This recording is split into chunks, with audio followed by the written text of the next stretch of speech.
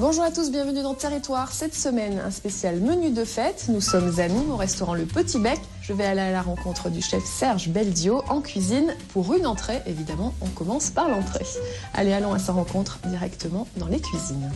Alors Serge Beldio, maître restaurateur, vous êtes spécialiste du foie gras, parce que vous êtes originaire de Cahors, alors évidemment on comprend pourquoi. Sud-Ouest, oui. Vous allez nous présenter une recette à base de foie gras. Alors, comment s'appelle cette entrée? Une recette festive pour les fêtes de Noël et les premiers de l'an. Alors la tatane de foie gras de canard, poêlée à la pomme-renette du Vigan. Donc on mélange Sud-Ouest et Gard alors. Alors ça fait quand même 23 ans qu'avec mon épouse on Vous êtes dirige gardois, le Petit Bec. Et puis bon, on fait partie quand même de militants du goût, on fait partie de la région, maître restaurateur.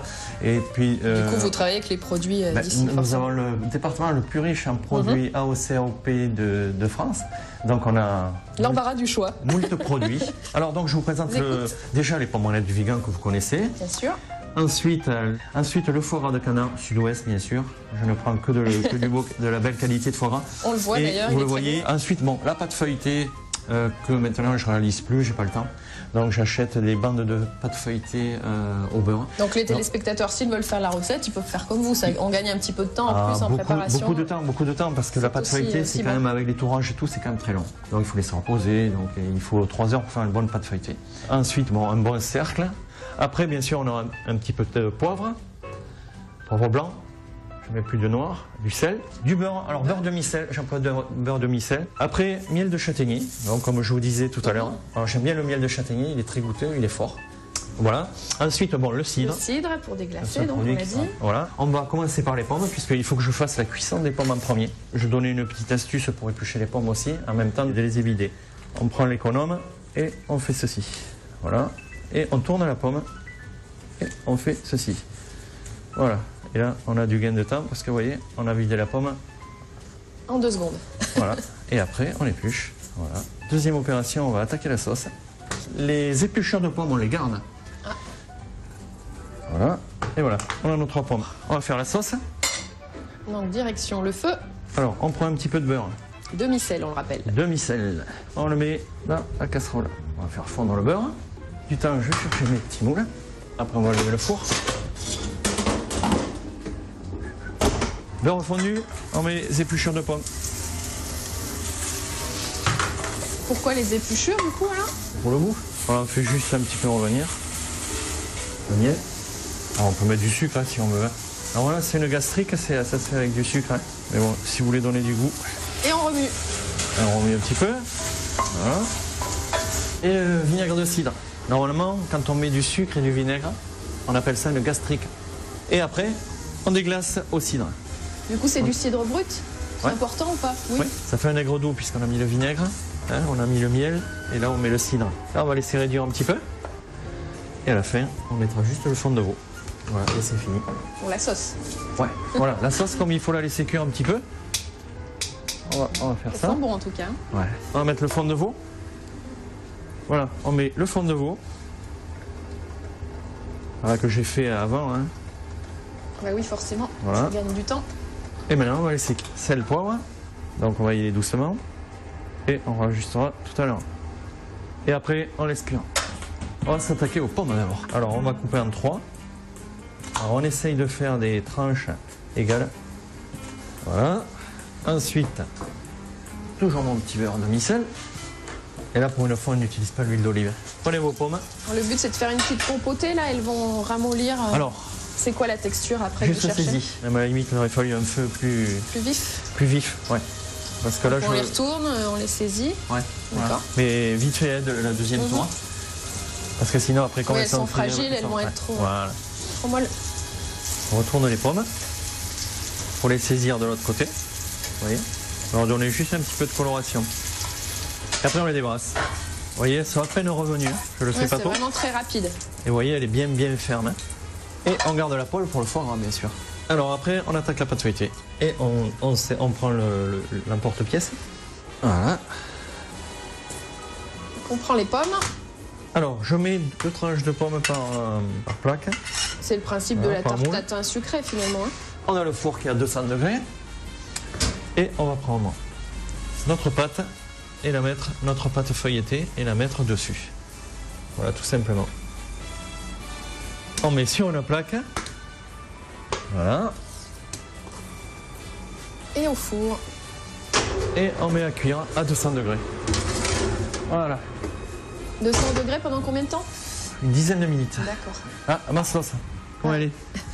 Me dites hein, si elle brûle. Ouais, on est bon là. Oui, oui. Voilà, et après, on passe la sauce à l'étamine pour enlever les pommes, les pépins. Voilà. Une fois qu'elle est finie. Voilà. Alors, prochaine étape, c'est le foie gras cette fois-ci. Ouais.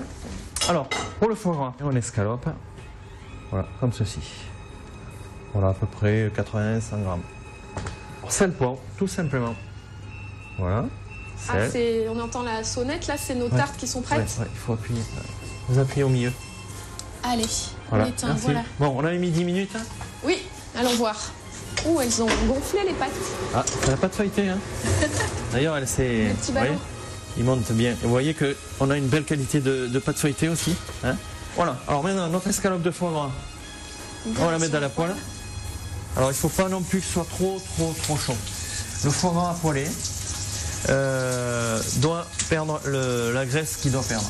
Donc s'il est de bonne qualité, il ne va pas en perdre beaucoup. Et s'il est de mauvaise qualité, il va... Voilà, bah c'est comme ça qu'on reconnaît la qualité du foie gras. Voilà. Alors on le fait cuire, vous voyez, pas trop vif, pour pas le brûler. Parce qu'il faut quand même qu'il cuise un petit peu. Et là vous allez voir, vous allez avoir un foie gras de top. On va regarder l'onctuosité de la sauce déjà. Vous voyez.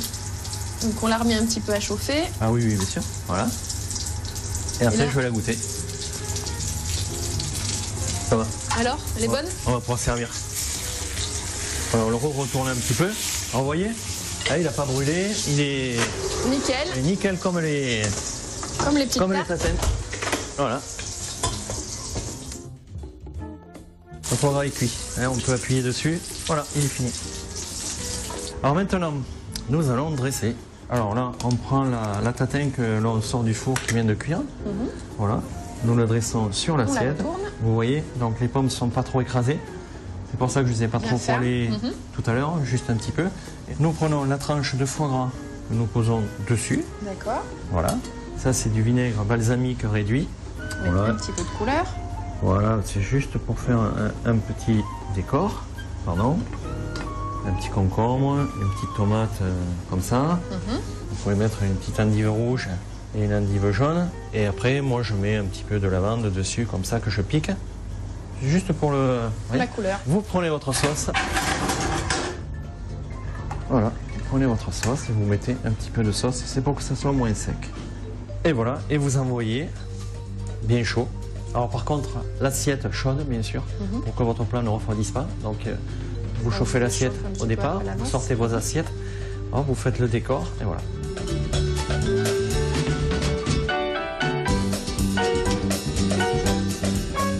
Et voilà, donc maintenant nous allons passer à la dégustation. Le plat que nous venons de préparer en cuisine, donc la tatane de foie gras de canard poêlée, la pommelette du Vigan, à l'aigre doux de cidre. Voilà, une entrée idéale pour les fêtes. Merci beaucoup, Serge. Bon appétit.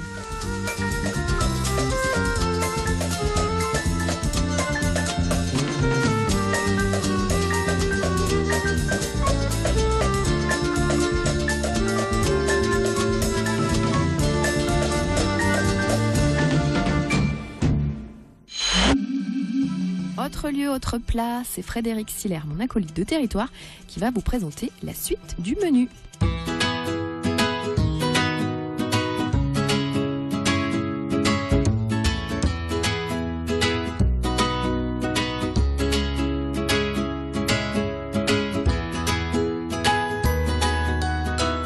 Bonjour à tous, nous sommes dans l'Hérault, à Montagnac, au restaurant Côté Mas, où nous allons retrouver en cuisine Marlène, aux côtés du chef Taishi Megurikami, qui nous propose pour ces fêtes de Noël un plat typique qui est le carré d'agneau. On découvre ça tout de suite en images avec Marlène.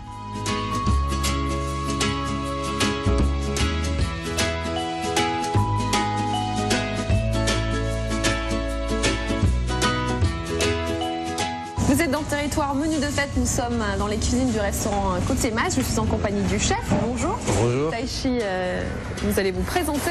Oui. Vous êtes chef ici depuis combien de temps? 3 mois. 3 mois seulement. Oui. Alors expliquez-nous quel est votre parcours, d'où venez-vous? Bien de Japon à Osaka. D'accord. Puis avant, j'étais travaillé à Mandarin Oriental à Tokyo, à Signature. Voilà. Et là, vous allez nous préparer un plat, on va dire, typiquement français, hein, de l'agneau. Oui, oui, bien sûr. Mais un Carré petit peu d'agneau. touché un peu sauce soja, un peu de poivre séchon, un peu. Que vous sublimez japonais. par votre technique japonaise. Voilà. Présentez-nous déjà ce plat, ça va être quoi exactement? C'est quoi Alors, l'intitulé? les calés d'agneau rôtis à l'ail, avec céleri lave glacé, Céleri rave, d'accord. et puis sauce grand bono. Bah, un peu classique, mais bon. D'accord. Voilà. Bah, allez-y, alors commencez, on vous regarde, chef. Bon, allez, calés d'agneau, j'ai nettoyé. Il vient du Larzac, hein? Ouais, parce bien que sûr, vous bien vous sûr. servez voilà, de Bien sûr. produits locaux, évidemment. Ouais. On va couper comme ça, un par un, sur la rose, toujours. Après, rôtir les viandes. Comme ça, c'est facile, hein, mais tout seul. On travaille avec les doigts, alors. Hein? Ouais. On peut couper les graisses. Voilà, c'est facile. Donc, un par un, ici, coupé. Ici, mettre le couteau. C'est facilement. Comme ça. C'est facile, hein. Donc, après, couper, le côté ici. Voilà. Après, on lève. C'est tout seul. Voilà. Comme les papiers. Non. Voilà. C'est joli, c'est bien Ouais. découpé. Comme ça, il n'y a pas de rose ici. C'est avec les couteaux en salle, c'est coupé facile. D'accord. Voilà, c'est ça. Voilà. Après, j'ai gardé 4 côtelettes pour les clients. C'est comme ça. Voilà. J'ai maximum d'enlever des graisses. Donc on ficelle alors les Voilà. côtes. Comme ça, garder des formes, bien sûr. Et puis, tout ce qui est viande, c'est la même taille, c'est la même cuisson. D'accord. Ça permet Voilà. une cuisson homogène. Voilà. Sel, poivre. Sel. Et poivre noir. Et je prépare des casseroles avec une gousse d'ail. D'accord, on la laisse avec. La peau. On l'appelle pas. Brûlée, ouais. D'accord. Voilà. C'est bon. Voilà. J'ai mis à l'huile. Bon, alors j'ai rôti, mais toujours côté la peau. Ça, c'est devant la couillon. Donc voilà. Bon, c'est. Voilà. Gentiment, pas trop peau. Et bien coloré. Voilà. Côté fait préparer des sauces. Hein.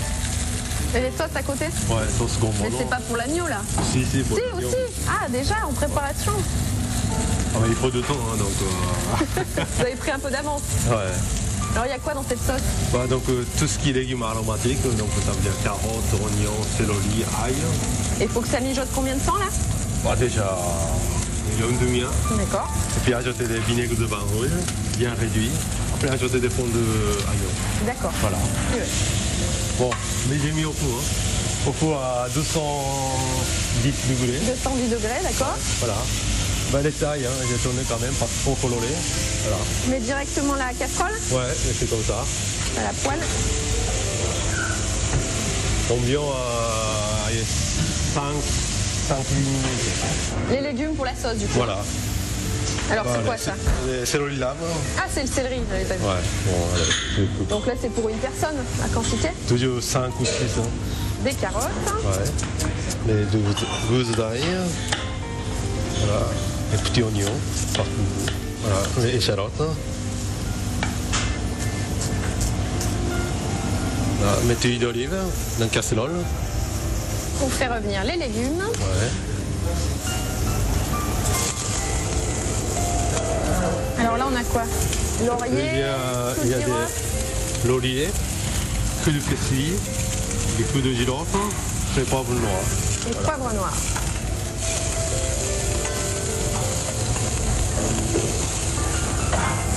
Une pincée de sel. Voilà. Il soit bien cuit. Vous pouvez ajouter des vins rouges et vinaigre. D'accord. Et ça donne ça. Voilà. Et j'ajoute voilà. Le vin rouge, du Vin rouge, Château Paul Mas.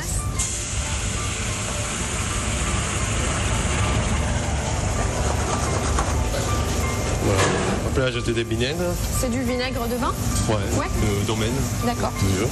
Fait maison alors. Ouais, voilà. Bon, je vais regarder des agneaux. Alors, on regarde l'agneau. Voilà.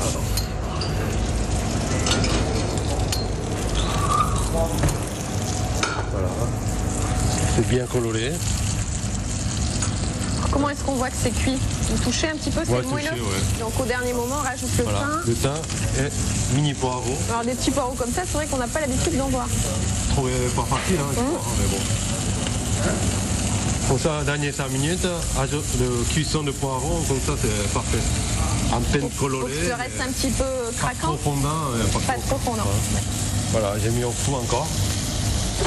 Et là on laisse 5 minutes, hein, c'est ça? Ouais, voilà. À peu près. Bon.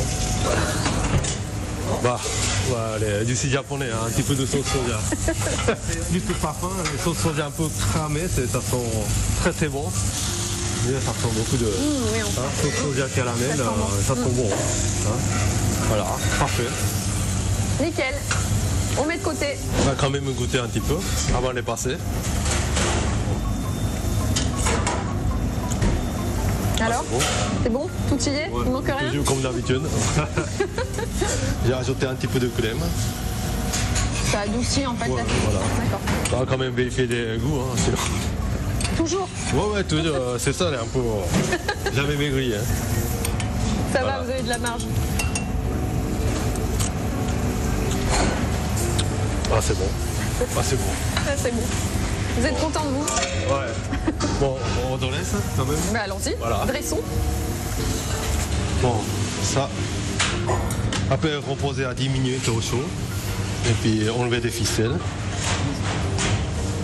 Voilà.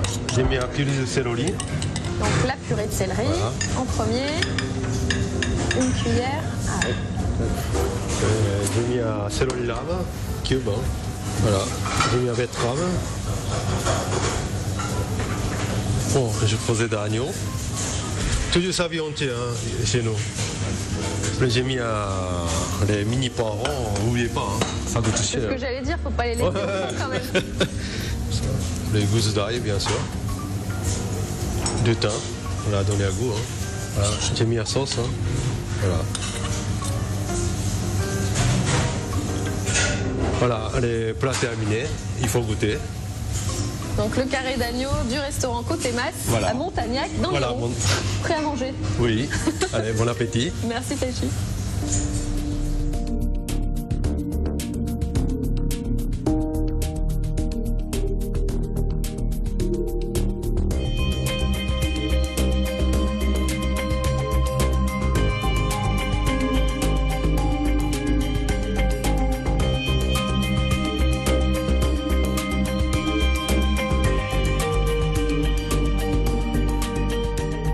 Restaurant Côté Mas à Montagnac. Je suis en compagnie de Jean-Claude Mas. Bonjour. Bonjour. Alors vous avez créé ce lieu et ce restaurant récemment. Voilà. Il y a quelques mois. Ça a ouvert le 18 août pour mon anniversaire. Alors vous avez choisi un chef japonais en cuisine. Pourquoi? En cuisine, le chef japonais, ce qu'il apporte, c'est d'abord le Japon, hein, c'est-à-dire l'harmonie, l'élégance, la finesse. Tout se fait sur des notes très harmonieuses, avec une rigueur absolue. Alors avec le carré d'agneau qu'on a préparé en cuisine, qu'est-ce qu'on va vous servir? Moi, avec le carré d'agneau, pour un vin qui est fait ici, je dirais Château Paul Masclo des Murs, une Syrah tout en élégance, avec de la finesse, de la puissance, évidemment. Et les deux se marient très bien avec le carré d'agneau.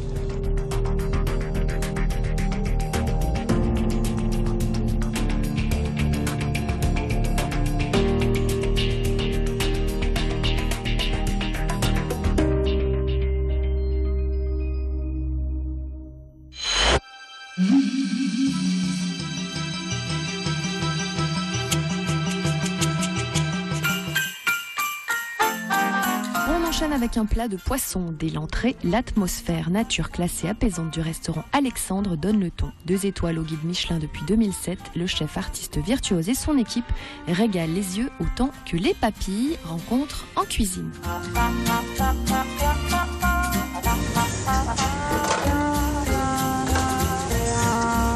Toujours dans le territoire menu de fête, nous sommes à Garon, au restaurant Alexandre. Je suis en compagnie du chef Michel Kaiser. Bonjour. Bonjour. Alors vous allez nous préparer un plat à base de poisson, on le voit ici. Voilà, alors c'est un omble chevalier parce qu'en fait je voulais changer un petit peu étant donné que les poissons de Méditerranée et d'Atlantique sont tellement chers en fait. Je parle surtout de turbo, des produits de fête. Je me suis rabattu un peu sur un omble chevalier qui est un poisson hyper fin. Enfin, c'est vraiment. Il a de jolies couleurs en tout cas. Il est très joli. Et en fait, c'est une personne du cirque de Navacelle, donc ça s'appelle des plans, qui nous font de l'élevage de dents de chevalier. Et c'est vraiment un poisson extraordinairement fin. Alors, on va l'agrémenter avec quoi ce poisson? Alors, ça va être quoi la base des sauces? On peut savoir un petit peu? Vous nous présentez ça? En fait, déjà l'omble qui est au filet et on va les cuire au vapeur. D'accord. Ensuite, pour justement pas dénaturer le plat, on va l'agrémenter de chou-fleur. On va l'agrémenter également d'amandes, en fait, parce que la sauce sera faite avec de l'huile d'amande, du jus de rôti de poulet ou de rôti de bœuf, ce que vous avez comme jus de rôti. On peut déglacer avec un petit peu de condiment. Je vous montrerai tout à l'heure un petit peu d'échalote dans le fond de la plaque, déglacé au vin blanc, et on récupère le jus de façon à faire réduire un petit peu, et après vous avez plutôt un jus de volaille ou un jus de rôti. C'est pas très important. Ce qui est important, c'est que le jus soit bon, en fait. Oui, ça c'est par définition. Voilà. Et alors on voit quelques petits... Alors ça c'est les ingrédients, les petits condiments les condiments qu'on va déposer sur le filet de poisson une fois cuit, c'est-à-dire on aura des capres, de l'amande, puisque ça tourne autour de l'amande, on a des petits sommités de chou-fleur, on a des petits morceaux de citron, ensuite un peu de cébette et des croûtons. Des croûtons de pain qu'on fait, nous, on appelle ça un pain vapeur. Comme le poisson est accompagné de caviar, pour faire festif avec une allumette de caviar. Du coup on met un petit peu de croquant avec le pain, ça amène du croquant. Et ensuite ce sera poêlé légèrement tartiné avec du caviar français, parce que c'est du caviar de très grande qualité. Ouais, absolument. Alors on commence par quoi du coup? On va commencer par vous montrer comment on déglace. Allez, je vous suis. Donc ça, on a utilisé cette plaque tout à l'heure pour cuire quelques volailles. Donc on garde le fond pour avoir notre base de sauce. Ça c'est les sucres. En fait, les sucres c'est vraiment ce qui est le plus important dans une sauce quelconque. Je veux dire que ce soit poisson, viande. C'est ce qui donne le goût. C'est ce qui donne les saveurs, absolument.